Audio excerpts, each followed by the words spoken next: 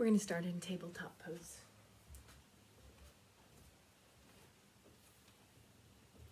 You're just going to spread through the fingers. You're going to move the knees under the hips and the wrists under the shoulders. You're going to press down into the tops of the feet. Spread those toes in the back too. Take a couple of breaths, a few moments, to just find a connection to the mat. Find some length in the breath.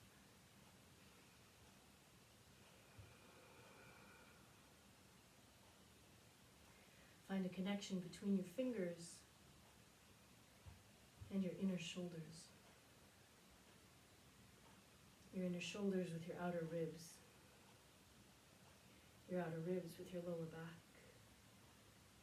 Your lower back with the lower belly in front. Down the inseam of the legs and down through the toes. Right? Connect all the way through. Take a breath. And a breath out. And one more like that, pressing into the mat. And a breath out.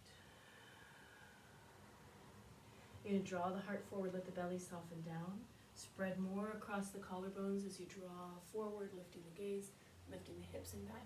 Exhale, chin to the chest. You're going to go through the spine, roll through the spine like dominoes. Head drops, tail drops. Press into the mat and spread across the shoulder blades. Inhale forward again. And exhale back.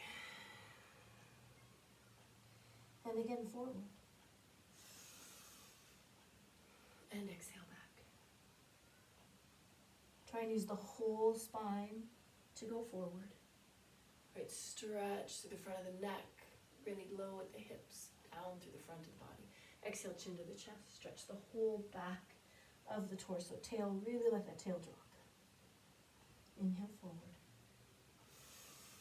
And exhale back. Use the whole breath to come forward.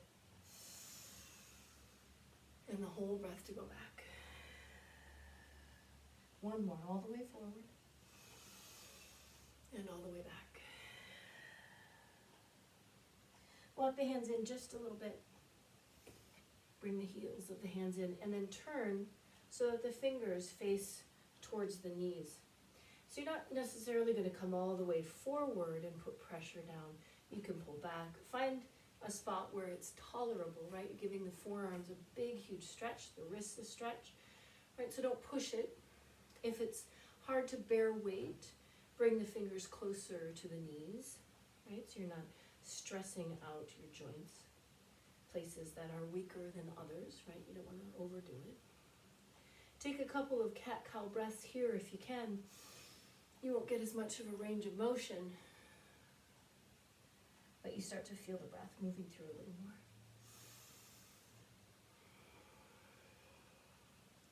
Bring the hands in even further towards the knees. You're going to keep the fingers pointed towards the knees, but then flip onto the backs of the hands.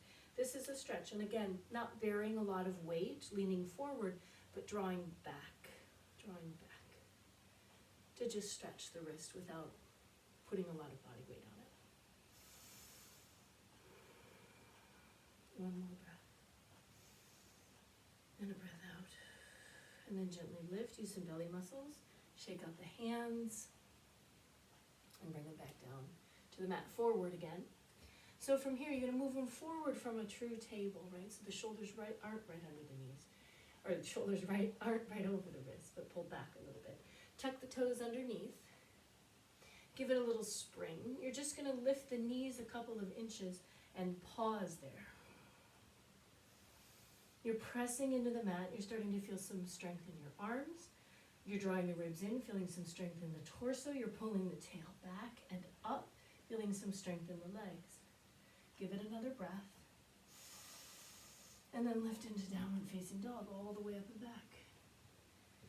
Let the legs bend a little bit, maybe sending one heel closer to the ground at a time, swaying the hips a little bit if it feels good. A few breaths to just connect again to the mat. Your hands, your feet are down. Everything else is lifting. You're trying to find some length.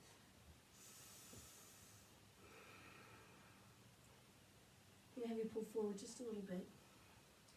Bend your elbows. You're going to see they're going to go out to the side. Most of us are.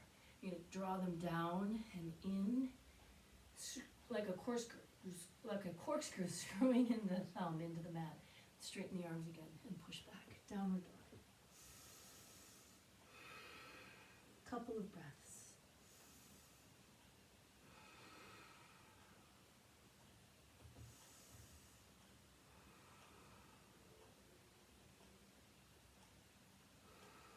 Bring the hands back to the feet. So you're going to walk them all the way back to the back of the mat. And get off those wrists, off those hands. When you come into a forward fold, if you need to move your feet farther apart or bend into the knees, go right ahead. Take the hands off of the mat, maybe hold opposite elbows. So here, if you bend into the knees, the head drops more, the spine decompresses, and you get a little more ease. Right, see if you can rock forward into the front of the feet a little bit. Give yourself a little rock forward back. If you need to touch the fingertips down to do that, for balance, go ahead. You're going to land a little bit more forward in the front of the feet. The heels are down, they're just lighter than the front of the feet. Any amount the tail lifts from the heels. And then if you brought your fingertips down, but you want to lift them back up, cross the other forearm in front and let the head drop. Give it a sway, a swing if you like.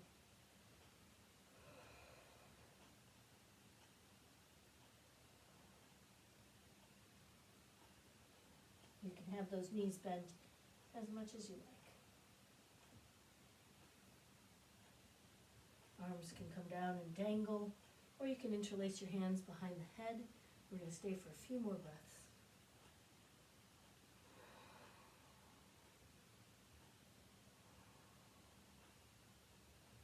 And then you're going to come up halfway. You're just going to reach the heart forward. Those hands are going to slide up the sides of the legs, coming off the mat again. They can even float. Another breath. And then fold it back in. One more time, come up halfway. Spread across the collarbones, bend the knees if you need to, right? So they're not locked. Heart forward, and then fold back in. I'm going to heel till the feet apart from each other.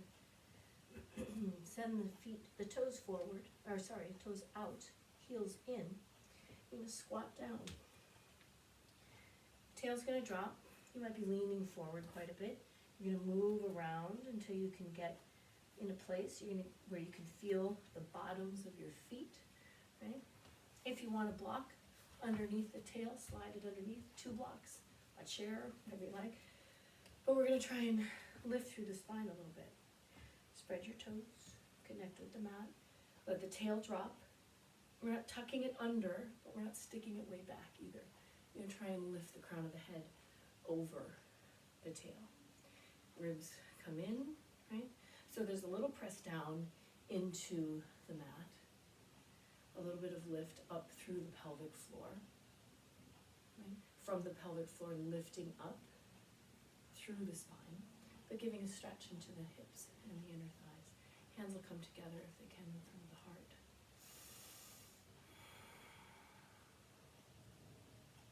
Spread across those collarbones. Use any supports here that you need to, right? If you need blocks underneath the hands, blocks underneath the tail, go right ahead. You're here to notice your breath.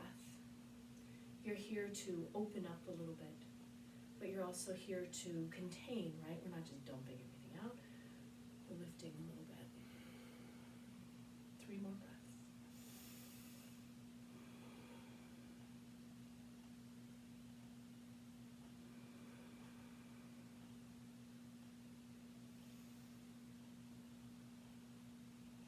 Last breath in. And a breath out. Hands will come down. You'll lift the hips back into a forward fold. Heel toeing the feet back towards each other. Lift up halfway. Give it a breath. And float it back down. Sweep all the way up.